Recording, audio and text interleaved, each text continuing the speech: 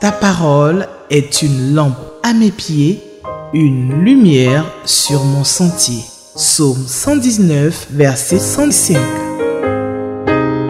La méditation.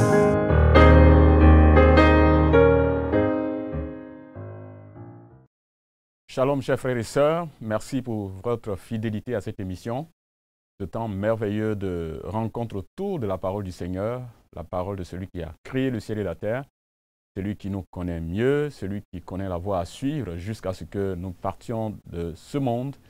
Merci d'être là. Merci encore une fois sur cette chaîne de télévision Espérance TV qui nous donne l'occasion d'être connectés les uns aux autres de partout où nous sommes à travers le monde. Et merci d'être fidèle à cette émission qui nous est offerte par la Ligue pour la lecture de la Bible, pour que nous ayons l'occasion ensemble, jour après jour, de nous asseoir, de communier autour de la parole du Seigneur. C'est une des meilleures occasions de la journée, une des grandes bénédictions d'une journée que Dieu nous accorde. Et c'est aussi pour le Seigneur la manière à laquelle il renouvelle ses bontés pour nous. Il nous nourrit spirituellement, en plus de la nourriture physique qu'il nous accorde. Dieu nous nourrit spirituellement. Merci encore d'être là. Merci pour votre fidélité. Que le Seigneur vous bénisse. Que le Seigneur vous ressource encore davantage et vous renouvelle et qu'il vous donne davantage de joie. Continuez d'associer d'autres personnes, informer d'autres personnes de ce temps de méditation de la parole du Seigneur. Nous allons prier et confier ce temps entre les mains de notre Dieu. Père Céleste, nous voulons te rendre toute la gloire pour ce jour merveilleux, pour cette occasion merveilleuse, ce temps d'écoute de ta parole. Nous voulons te prier, Seigneur, que tu sois avec nous, que tu conduis ce temps de méditation, que tu parles au cœur de chacun de nous, que tu nous donnes de pouvoir davantage nous approcher de toi et vivre une vie qui honore ton nom. Merci d'être là, comme tu l'as promis, que là où 2 ou 3 sont rassemblés en ton nom, tu es au milieu d'eux. Merci d'être avec nous et bénis ce temps de méditation, Père Céleste. Au nom de Jésus, notre Seigneur et Sauveur, nous avons prié. Amen. Merci. Notre texte de ce jour est tiré de la prophétie de Daniel. Daniel, nous lirons le chapitre 11, donc les 20 premiers versets. Donc nous lirons plutôt à partir du verset 2. Verset 2, le verset 1 fait partie du découpage d'hier. Donc nous lirons à partir du verset 2 et nous allons jusqu'au verset 20. Daniel, chapitre 11. Verset 2 jusqu'au verset 20. Et nous allons donc faire la lecture dans la version Louis II. Donc vous pouvez lire dans la version que vous avez. Nous lisons donc le texte du jour. Daniel chapitre 11, verset 2 au verset 20. Maintenant, je vais te faire connaître la vérité. Voici, il y aura encore 3 rois en Perse. Le 4e amassera plus de richesses que tous les autres. Et quand il sera puissant par ses richesses, il soulèvera tout contre le royaume de Javan. Mais il se lèvera un vaillant roi qui dominera avec une grande puissance et fera ce qu'il voudra. Et lorsqu'il se sera élevé, son royaume se brisera et sera divisé vers 4 vents des cieux, vers les 4 vents des cieux.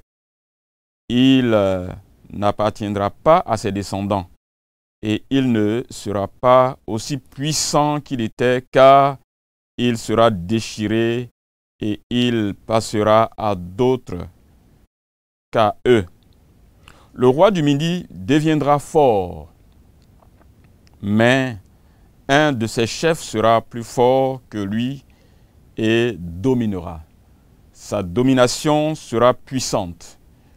Au bout de quelques années, ils s'allieront et la fille du roi du Midi viendra vers le roi du Septentrion pour rétablir la concorde. Mais elle ne conservera pas la force de son bras et il ne résistera pas, ni lui, ni son bras. Elle sera livrée avec ceux qui l'auront amenée, avec son père et avec celui qui aura été son soutien dans ce temps-là. Un rejeton de ses racines s'élèvera à sa place. Il viendra à l'armée, il entrera dans les forteresses du roi du Septentrion, il en disposera à son gré et il se rendra puissant. Il enlèvera même et transportera en Égypte leurs dieux et leurs images de fonte et leurs objets précieux d'argent et d'or. Puis il restera quelques années éloigné du roi du Septentrion. Et celui-ci marchera contre le royaume du roi du Mindi et reviendra dans son pays. Verset 10, ses fils se mettront en campagne et rassembleront une multitude nombreuse de troupes. L'un d'eux s'avancera, se répandra comme un torrent, débordera puis reviendra. Et ils pousseront les hostilités jusqu'à la forteresse du roi du Mindi. Le roi du Mindi s'irritera, il sortira et attaquera le roi du Septentrion. Il soulèvera une grande multitude et les troupes du roi du Septentrion seront livrées entre ses mains. Cette multitude sera fière et le cœur du roi s'enflera. Il fera tomber des milliers, mais il ne triomphera pas. Car le roi du Septentrion reviendra et rassemblera une multitude plus nombreuse que la première au bout de quelque temps, de quelques années. Il se mettra en marche avec une grande armée et de grandes richesses. En ce temps-là, plusieurs s'élèveront contre le roi du Midi, et des hommes violents parmi ton peuple se révolteront pour accomplir la vision et ils succomberont. Le roi du Septentrion s'avancera, il élèvera des terrasses et s'emparera des villes fortes. Les troupes du Mindi et l'élite du roi ne résisteront pas et elles manqueront de force pour résister. Celui qui marchera contre lui fera ce qu'il voudra et personne ne lui résistera. Il s'arrêtera dans le plus beau des pays, exterminant ce qui tombera sous sa main. Il se proposera d'arriver avec toutes les forces de son royaume et de conclure la paix avec le roi du Mindi. Il lui donnera sa fille pour femme dans l'intention d'amener sa ruine, mais cela n'aura pas lieu et il ne lui réussira pas. Il tournera ses vues du côté des îles et il en prendra plusieurs, mais un chef mettra fin à l'opprobre qu'il voulait attirer et le fera retomber sur lui. Il se dirigera ensuite vers les forteresses de son pays. Il chancellera, il tombera et on ne le trouvera plus. Celui qui le remplacera fera venir un exacteur dans la plus belle partie du royaume, mais en quelques jours, il sera brisé et ce ne sera ni par la colère ni par la guerre. Jusqu'ici, notre lecture. La dernière partie du livre de Daniel est une partie très riche. C'est justement cette partie, la partie du chapitre 7 jusqu'au chapitre 12, donc à la fin, qui est surtout la partie assez prophétique, où Dieu, lui, il relate maintenant les choses que Dieu lui a révélées aussi bien pendant qu'il travaillait encore sous le règne de ces grands empires, de ces grands rois, mais aussi après, où Dieu lui a révélé un certain nombre de choses. Et ces enseignements ou alors ces visions ou ces prophéties que Daniel a mis dans cette partie de son livre que nous sommes en train de voir, qui sont un ensemble de prophéties assez fortes et qui même personnellement le troublent à un certain niveau quand il entend ou quand il voit ce que Dieu lui révèle. Ce sont des choses assez puissantes. De quoi parle cette prophétie, de cette partie que nous avons lue? Qu'est-ce que cela nous apprend sur notre Dieu? Quelles sont les vérités qui nous sont révélées dans cette prophétie assez riche que nous venons de lire? Il y a beaucoup de choses que nous pouvons tirer de ce test. À quel événement ce test fait allusion? Ça, c'est autant de questions qui nous viennent à l'esprit quand nous lisons cette partie. Il faut donc dire que ce test ou ce chapitre expose en quelque sorte le cours de l'histoire à venir, ce qui va se passer après. Donc précisément les luttes, les combats entre les grandes nations qui vont se succéder dans l'histoire. Donc cette période qui est une description donc minutieuse de ces grands événements va intéresser particulièrement Daniel et le peuple de Dieu, qui ne va pas rester indifférent à cette situation, qui va être impliqué d'une manière ou d'une autre dans ce qui va se passer dans la suite de l'histoire.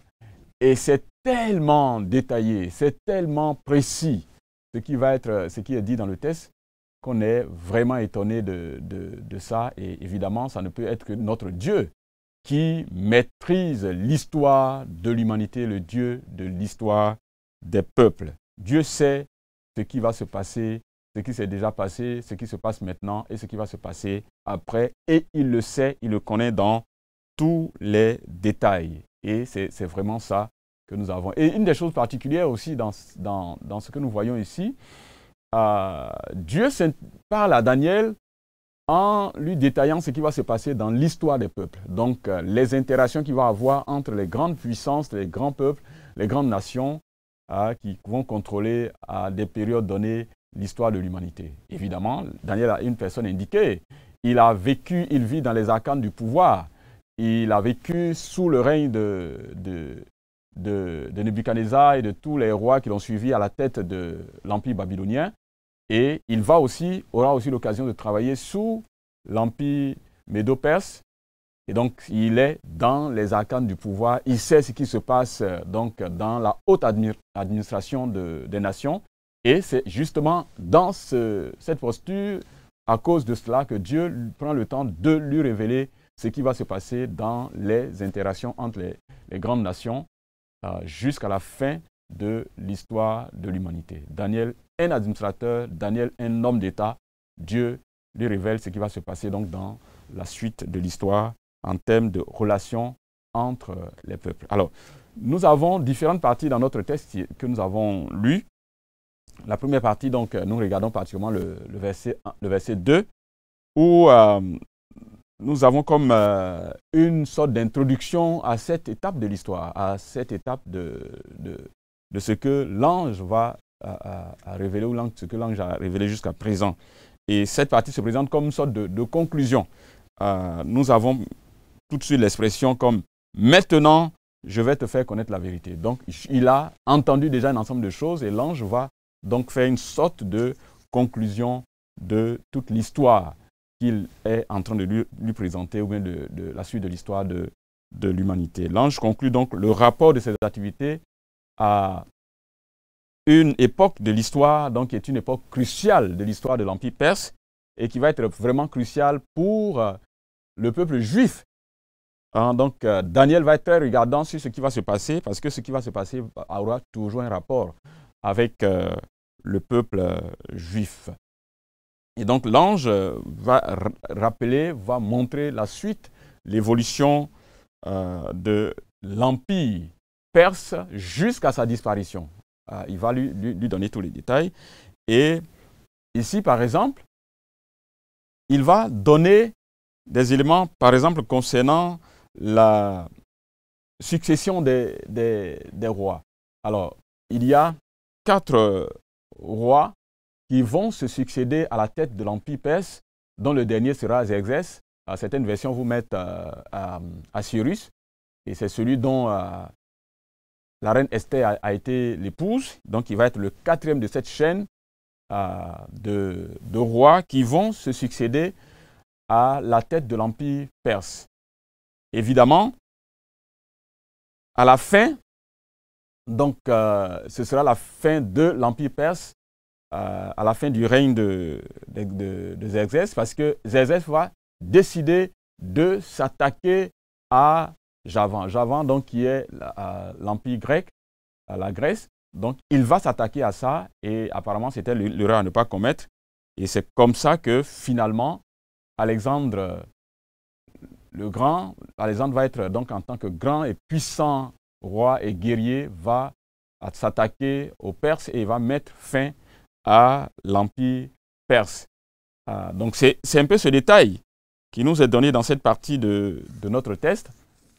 Et ensuite, quand nous arrivons donc dans les versets 3 et les versets 4, alors le test va commencer à s'intéresser particulièrement à ce vaillant guerrier. Il s'agit bien donc d'Alexandre, qui a été vainqueur de l'Empire perse, qui a donc dominé, qui a mis fin à l'existence, au règne de l'Empire des Perses, et qui va donc devenir roi, empereur sur toute cette région du monde. Et malheureusement, il va mourir très jeune, il va connaître une mort très très précoce, il va disparaître précocement, et tout jeune, donc il n'aura pas de descendant qui va le succéder sur son trône, et finalement ça va entraîner l'empire grec dans une sorte de tension entre différentes factions internes. Différentes factions internes vont lutter, et finalement il y a 2 grandes factions plus puissantes qui vont donc dominer sur les autres. Il y a d'un côté la faction donc liée à l'Égypte, qui sont donc appelés les Ptolémées, qui vont régner à partir de l'Égypte. Et puis, de l'autre côté, il y a la deuxième faction qu'on appelle les Séleucides, qui partent, donc, qui sont de la Syrie, et avec pour capitale Antioche. Donc, ce sont les 2 grandes factions qui vont donc continuer à régner, évidemment, avec une sorte de tension entre les 2. Vous entendez donc le septentrion, et puis ensuite le midi. Donc, le sud et le nord. Ces 2 parties de l'Empire grec vont continuer toujours à lutter les uns contre les autres. Et à un moment donné, premièrement, c'est ceux de l'Égypte donc, qui vont dominer. Donc, on appellera ça la domination des Lagides, qui vont donc dominer, même si la tension va continuer toujours entre les 2, mais sur un temps, c'est cette faction, cette partie qui va donc régner, et malheureusement, ce règne-là sera de courte durée, et finalement, c'est les Séleucides vont prendre ensuite le dessus pour régner sur, avoir plus de pouvoir, avoir plus de force sur cette zone. Et c'est ce qui va se passer. Évidemment, la Palestine étant le chemin de passage entre l'Égypte et la Syrie, les Juifs vont être évidemment un moment, comment dirais-je, dominés par le sud ou alors par le nord. Et évidemment, ils vont subir autant de choses, de difficultés par le passage de ceux du sud comme ceux du nord. Donc, le prophète a un regard particulier sur l'influence de cette lutte interne à l'intérieur du royaume grec. C'est l'influence, l'impact sur les Juifs qui vont, à des moments donnés, s'allier à gauche ou à droite en fonction de ce qui va se passer. Et finalement, les Grecs, à un moment donné, vont donc perdre et ce sont les Romains qui vont prendre le dessus plus tard. Donc cet événement, cette période de l'histoire du peuple, du monde, c'est cette période-là, c'est cette période que Daniel, cette période que Daniel est en train d'écrire ou que l'ange décrit à Daniel, quelle sera l'interaction entre les puissances, entre les royaumes de cette époque et comment cela va avoir une influence, bien entendu, sur le peuple de Dieu qui va être au milieu de ces différents peuples, ces différents royaumes. Dieu décrit ça vraiment à l'avance. Même si les noms ne sont pas donnés, mais les événements vont se décrire, vont se dérouler exactement comme Dieu l'a décrit à son serviteur Daniel. C'est vraiment extraordinaire, avec tous les détails, avec les mariages qui vont être faits pour simplement sceller une certaine alliance entre les peuples et comment ça ne va pas durer et ça s'est passé exactement comme ça, comme Dieu l'a dit. Et c'est vraiment, le détail est extraordinaire. Alors, qu'est-ce que cela nous dit, chers frères et sœurs? Première chose que nous avons, c'est que notre Dieu est un Dieu omniscient. Cela révèle ça. Dieu est omniscient, Dieu sait tout. Il sait ce qui s'est déjà passé, il sait entièrement et dans les détails ce qui se passe maintenant et il sait ce qui va se passer demain. On va parler donc dans le sens de la préscience de Dieu. Dieu sait les choses avant qu'elles n'arrivent. Et il les connaît dans les détails. Et c'est l'histoire des peuples. Dieu connaît ça. Qu'est-ce qui va se passer dans les détails? Donc ça, c'est merveilleux de découvrir notre Dieu sous cet angle-là. Deuxième chose, comme vérité que nous tirons de ce test, est que notre Dieu est le Dieu souverain de l'univers, le Dieu de l'histoire qui contrôle l'histoire des peuples. Dieu contrôle l'histoire de tous les peuples. Dieu ne contrôle pas seulement l'histoire de son peuple à lui, mais Dieu contrôle l'histoire de toutes les nations. Qu'elles soient des nations qui craignent Dieu ou des nations païennes. Dans tous les cas, les grandes puissances, tous les peuples de la terre, dans leur fonctionnement, ce sera toujours, d'une manière ou d'une autre, leur fonctionnement aura un impact soit positif ou négatif sur son peuple. Donc, Dieu est au courant, Dieu sait tout comment l'histoire du monde a commencé, comment elle se déroule aujourd'hui et comment elle va s'achever. Dieu connaît ça dans tous les détails, aussi bien des nations qui le craignent comme des nations qui ne le craignent pas. Notre Dieu est le Dieu de l'univers, le Dieu tout-puissant, le souverain de l'univers. Et cela doit être pour nous, chers frères et sœurs, une grande source d'encouragement. Ça doit être pour nous une grande source d'assurance, une source de sérénité, d'avoir un Dieu qui contrôle l'histoire du monde. Chers frères et sœurs, notre monde est perturbé. Notre monde est perturbé.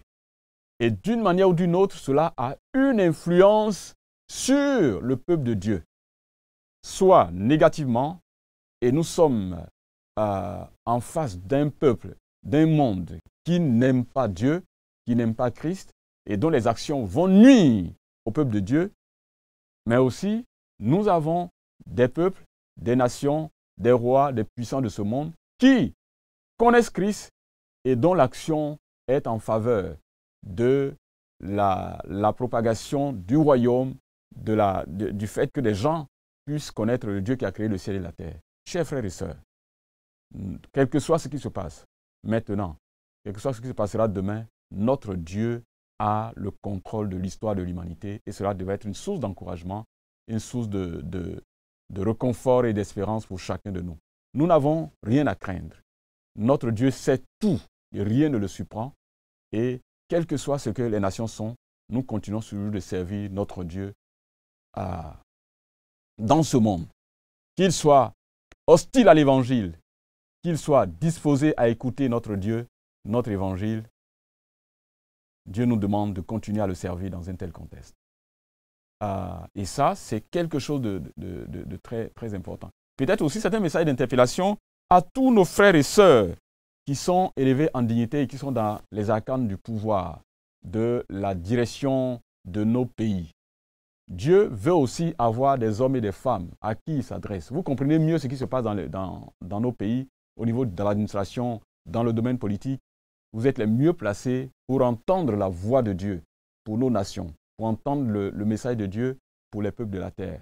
Parce que vous y êtes, vous comprenez le fonctionnement de nos États, vous comprenez le système politique. C'est à vous que Dieu parlera certainement pour que vous puissiez savoir comment conduire non seulement le peuple de Dieu, mais conduire le reste du monde.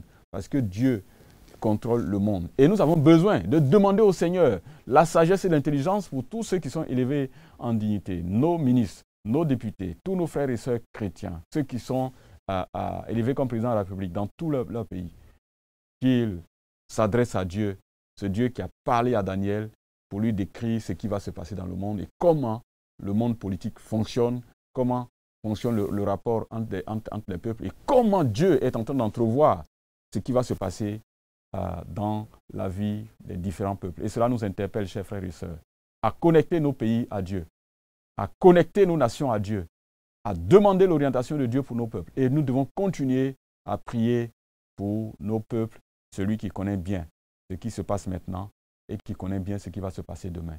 Notre Dieu, souverain, maître de l'univers. Que sa grâce, que sa bénédiction repose sur chacun de nous, chers frères et sœurs. Nous allons prier et demander au Seigneur de nous aider à non seulement garder ce qu'il nous dit, à mettre cela en pratique et à garder notre confiance en notre Dieu dans notre marche de tous les jours, pour nous-mêmes en tant qu'individus, mais aussi pour nos peuples. Nous prions le Seigneur. Père Céleste, notre Seigneur et notre Dieu, il n'y a aucun autre Dieu qui soit au-dessus de toi.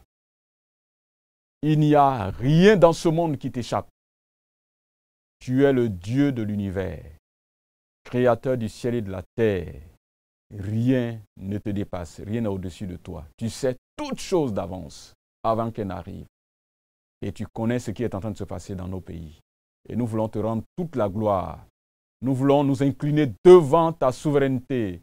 Nous voulons nous incliner devant ta seigneurie. Et nous voulons te confier nos pays pour que toi seul, tu en prennes la direction, que tu inspires la conduite et la direction à donner à nos pays. Nous voulons te prier pour nos propres vies. Nous voulons te prier pour tous nos frères et sœurs élevés en dignité, que tu les utilises puissamment là où ils sont, comme des Daniel, pour leur montrer l'orientation que tu veux donner à nos nations, à nos pays. Nous te rendons toute la gloire, Père Céleste. Merci pour ce temps d'écoute de ta parole, que ce que nous avons entendu reste gravé dans nos cœurs et que cela renforce notre assurance et notre marche, notre confiance en toi, notre Père et notre Dieu, et que la gloire et l'honneur te reviennent. Nous t'avons prié, Père, au nom de Jésus. Amen. Chers frères et sœurs, que le nom du Seigneur soit béni. Restez toujours fidèles à cette émission et nous nous retrouvons la prochaine fois pour d'autres émissions. Que le Seigneur vous bénisse et que la paix de Dieu soit sur vous et sur vos familles. Au nom de Jésus. Amen. Ta parole est une lampe à mes pieds, une lumière sur mon sentier. Psaume 119, verset 105. La méditation.